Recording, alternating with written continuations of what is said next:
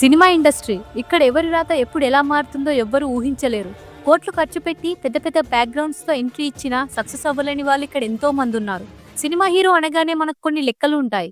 6 అడుగుల ఆజానుబావుడై ఉండాలి, 6 pack body ఉండాలి, ఎర్రగా బుర్రగా చూడగానే మురిసిపోయేంత అందం ఉండాలి. ఇది ఎప్పటినుంచో సినిమా ఇండస్ట్రీలో పాతుకుపోతున్న ఒక పాత పద్ధతి. కానీ ఈ లెక్కలన్నిటిని చెరిపేసి నాకు ఎలాంటి గాడ్ ఫాదర్ లేడు, డబ్బులు లేవు, కనీసం మీరు కోరుకునేంత 6 అడుగుల హైట్, 6 ప్యాక్ బాడీ కూడా లేవు. నా దగ్గరున్నది కేవలం టాలెంట్ మాత్రమే. దాన్ని నమ్ముకొని నేను ఈ ఇండస్ట్రీకి వెళ్తున్నాను అని బలంగా నమ్మి ఈరోజు కోట్లాది మంది యూత్ కి ఐకాన్ గా మారిన ఒకే ఒక్కడు ప్రదీప్ రంగనాథన్. ఒకప్పుడు ప్రదీప్ ఎవరైనా ఛాన్స్ అడగడానికి వెళ్తే నీ మొహానికి హీరో వేషం ఒక్కటే తక్కువ, నీకా లుక్సే లేవు, వెళ్ళి ఏదైనా ఐటీ జాబ్ చూసుకో అని ఎంతో మంది డైరెక్టర్లు, నిర్మాతలు అవమానించారు. వీడెలా హీరో అవుతాడు, వీడి వాయిస్ ఏంటి ఇలా ఉంది అని సోషల్ మీడియాలో దారుణంగా ట్రోల్స్ వచ్చాయి. కానీ తనను అవమానించిన వాళ్లే తన కోసం ఎదురు చూసేలా చేసుకున్నాడు ప్రదీప్. ఏ చేతులైతే అతన్ని సోషల్ మీడియాలో ట్రోల్స్ చేశాయో అదే చేతులతో ఈ రోజు థియేటర్లో చప్పట్లు కొట్టి ఈలలు వేసే స్థాయికి ఎదిగాడు.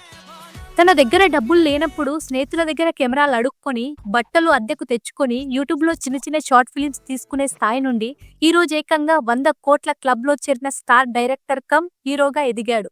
కాలీవుడ్, టాలీవుడ్ అనే తేడా లేకుండా నేటి జనరేషన్ పల్స్ పట్టుకున్న ఏకైక కుర్రాడు ప్రదీప్.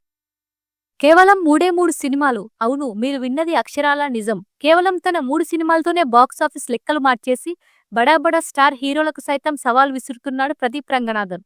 అసలెవరి ప్రదీప్? ఒక సాధారణ మిడిల్ క్లాస్ ఫ్యామిలీ నుంచి వచ్చిన అబ్బాయి ఈ రంగుల ప్రపంచంలో ఎలాంటి కష్టాలను ఎదుర్కొన్నాడు?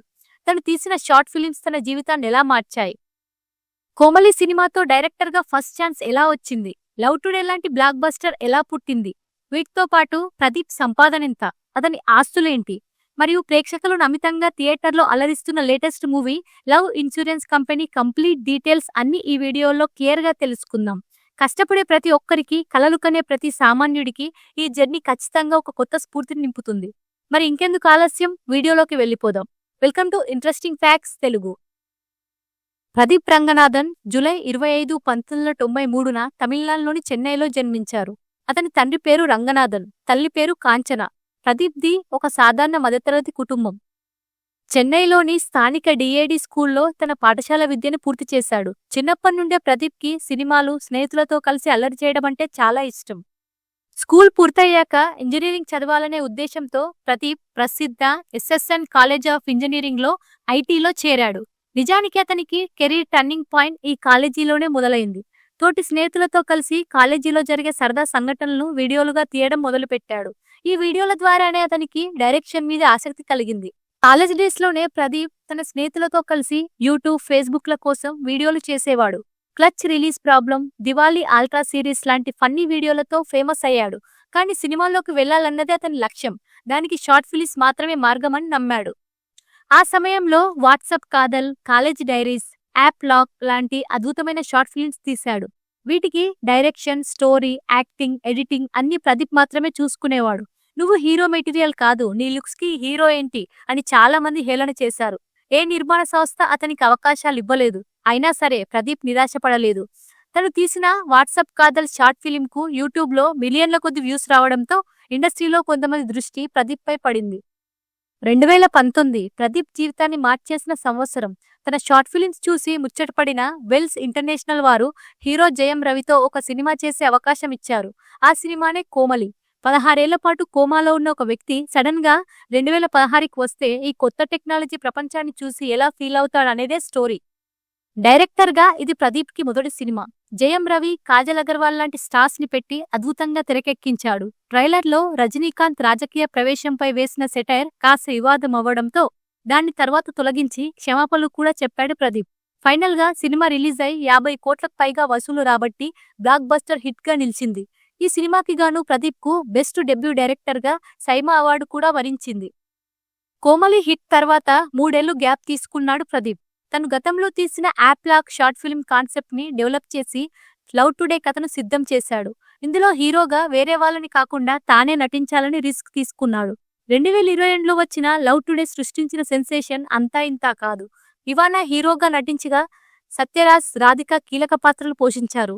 ఒక రోజు పాటు ప్రేమికులు తమ ఫోన్లను మార్చుకుంటే వారి మధ్య ఎన్ని గొడవలు వస్తాయనే పాయింట్ ని యూత్ కి బాగా కనెక్ట్ అయ్యేలా తీశాడు. చిన్న సినిమాగా విడుదలైన ఈ చిత్రం ఏకంగా 70 కోట్లకు పైగా కలెక్ట్ చేసి ప్రదీప్ ని రాత్రికి రాత్రే స్టార్డమ్ హీరోగా మారిపోయింది. ఈ సినిమాకి గాను Filmfare best men debut award కూడా అందుకున్నాడు ప్రదీప్. ఆ తర్వాత కేవలం హీరోగా మాత్రమే కాకుండా డ్రాగన్, డ్యూడ్ లాంటి సినిమాలతో వరుస హిట్టు కొట్టాడు.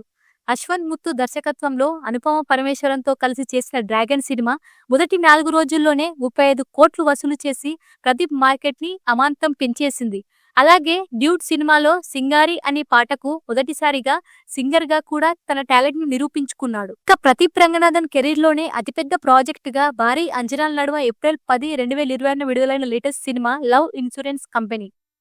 ఈ కథ 2040వ సంవత్సరంలో జరుగుతుంది. టెక్నాలజీ రాజ్యమేలుతున్న ఆ కాలంలో లవ్ ఇన్సూరెన్స్ కంపెనీ అనే ఒక డేటింగ్ యాప్ అల్గారిథంని ఉపయోగించి ప్రేమికుల బంధం వర్కౌట్ అవుతుందా లేదా అని ముందే చెప్పేస్తుంది. యాప్‌కి బానిసైన హీరోయిన్ ప్రీతి శెట్టికి టెక్నాలజీ కంటే నిజమైన ఎమోషన్ ముఖ్యమని నమ్మే ప్రదీప్‌కి మధ్య జరిగే సంఘర్షణే ఈ సినిమా. ఈ సినిమా కూడా 100 కోట్లు కలెక్ట్ చేస్తుందో లేదో చూద్దాం.